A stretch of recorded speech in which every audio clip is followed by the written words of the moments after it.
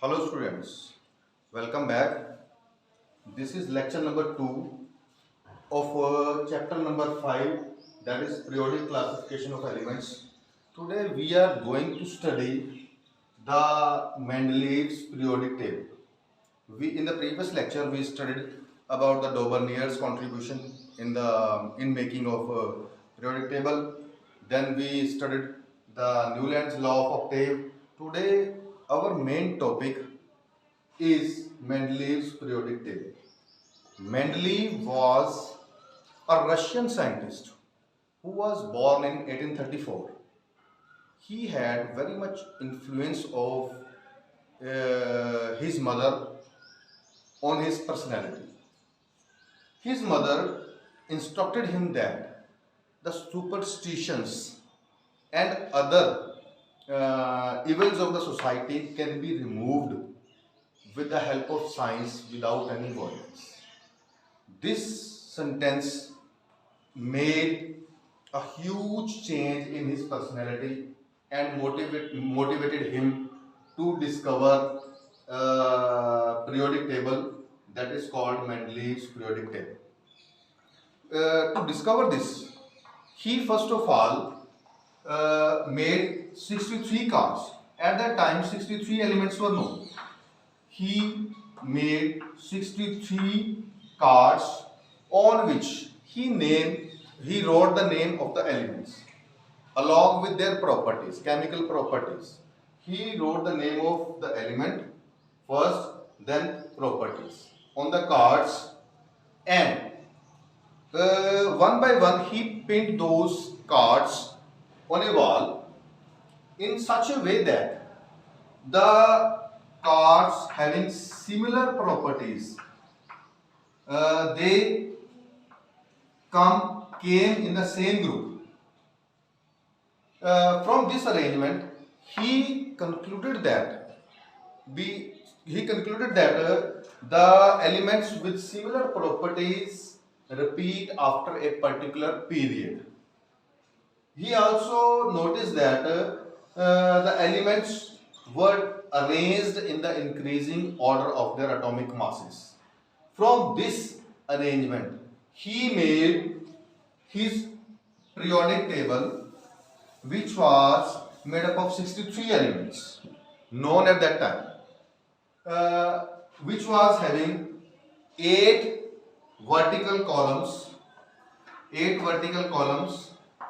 called groups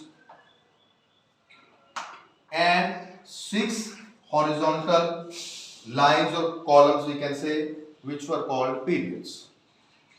This was his periodic table. He also gave a periodic law. Which states that the properties of the elements are the periodic function of their atomic masses. The properties of the elements are the periodic function of their atomic masses. Means properties properties depends upon the atomic masses of the elements. This was the law that was given by Mendeleev. In this way, he made the periodic table. There are some achievements which are to be discussed here, which made this periodic table very beneficial for the chemist of that time. First achievement that this table has is he left certain gaps in his table. These gaps were meant for the elements which would be discovered in the near future. He also named them. He placed Eka before the name of the elements. He named Eka boron, Eka aluminium, then Eka silicon. Later, these elements were discovered by the scientists. Those elements were scandium, gallium, and germanium. Which this scandium was having similar properties to the boron. These were the elements which were discovered in the later time by different scientists. It means this was his greatest achievement, that he left certain gaps in his periodic table which were meant for the elements which would be discovered in the near future. Second thing, the noble gases which are found in very small amount in our environment, and inert gases, these were not discovered at the time of the Mendeleev. These are discovered much later after the Mendeleev's time. Uh, these could also be placed in his table without altering the position of other elements in his table. This was his second achievement. Now let us discuss some drawbacks which this table has. Uh, First drawback is he could not assign. First is he could not assign a correct position to hydrogen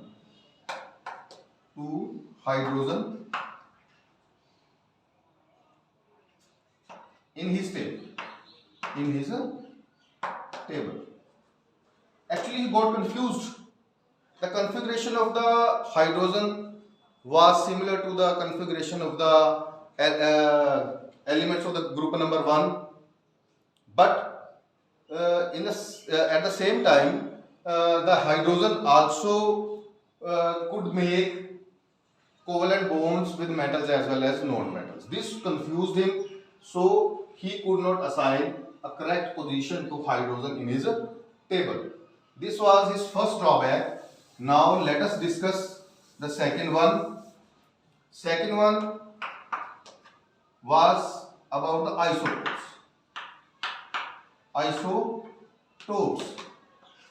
Isotopes were not discovered at the time of the Mendeleevs. These are discovered much later. First of all, we should know what the isotopes are. The elements having similar chemical properties but different atomic masses. Or we can also define it like this also. The elements having similar atomic numbers but different mass numbers are called isotopes.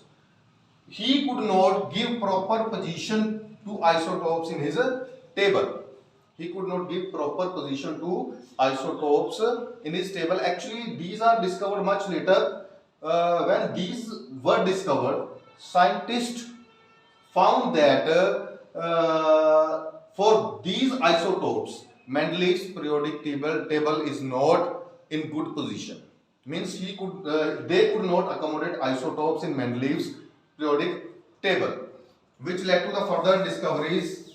Then we come to the next drawback, that is he also plays certain elements. Having slightly higher atomic mass before the element having slightly lighter mass to set them in his periodic table. Example of this, he placed cobalt before nickel. The atomic mass of cobalt was 58.9 and the atomic mass of nickel was 58.7. He made some wrong orders in his periodic table to match their chemical properties, which also violated his arrangement of increasing elements in the order of increasing atomic masses. This was his next drawback. Along with all these, this was all about the Mendeleev's periodic table. Last thing that I would like to share with you, he also gave the formulas of oxides and hydrides for the elements for group 1. Group 1 elements, he gave general formula, that is R2O for oxides and RH2 for hydroids.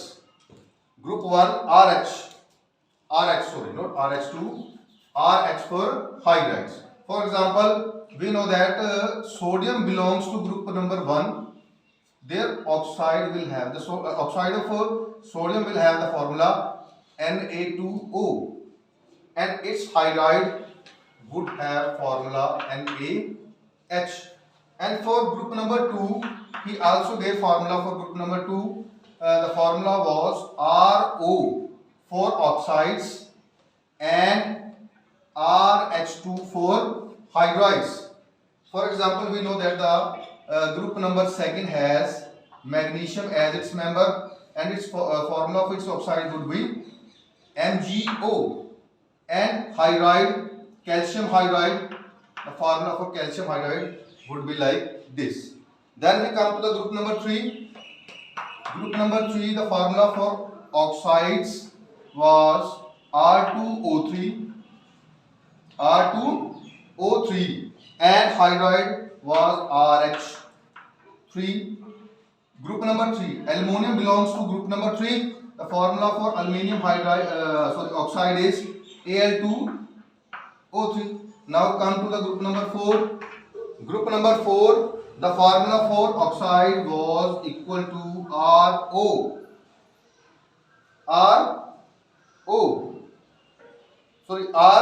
Group number 4 it is RO2. And hydride it was equal to RH4. Group number 4, carbon belongs to group number 4, and its formula for oxide is CO2, and its hydride is CH4, which is the formula for methane, and this is formula for carbon dioxide. This was all about Mendeleev's periodic classification. Let's discuss some questions which are there in your book, that is the NCERT book of class 10th. The first question is, this was not the question. The question is, use Mendeleev's periodic table to predict the formula for the oxides of the followings. We have to write the formula for potassium oxide, then carbon, then it is aluminium, then it is barium. We have to write the formulas for these. We know that potassium belongs to group number 1, and its formula would be K2O. Carbon belongs to group number 4, then its formula oxide, the formula for oxide of the carbon would be CO2. Aluminium belongs to group number 3, then its formula for oxide would be Al2O3. Then barium belongs to group number, I think, 4, and its formula is barium oxide. Like this. These are the formulas for the oxides. Now the next question is, beside gallium, which other elements have since been discovered that were left by Mendeleev in the periodic table? One was scandium, and other was